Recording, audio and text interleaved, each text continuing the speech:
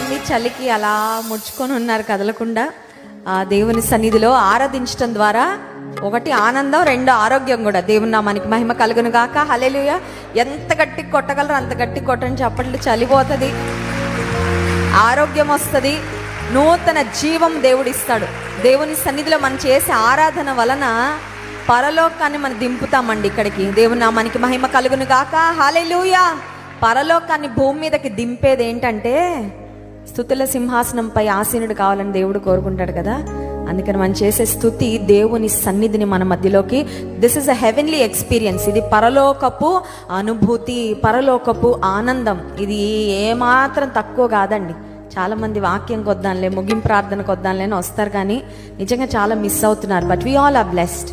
ఉదయకాల సమయంలో దేవుడు మనల్ని నిద్ర లేపి ఆయన సన్నిధానానికి తోడుకొచ్చి, ఎర్లీ బర్డ్స్ మనందరం కదండి, ఉదయాన్నే లేచి వేక్కునే లేచి ఆయనను వెదికే కృపిచ్చాడు. దేవుని నామానికి మహిమ కలుగును గాక. హల్లెలూయా. నన్ను కనపరచువాని కనపరుస్తానన్నాడు. నువ్వు నాకు ఎక్కువ, నాకు ఇంకేది ఎక్కువ కాదని వచ్చావు కదా నువ్వు. దేవుడిని, నీ త్యాగాన్ని చూస్తున్నారు, నీ సమర్పణ దేవుడు చూస్తున్నారు. ఆయన కార్యాలు జరిగిస్తారు. ఇంకొక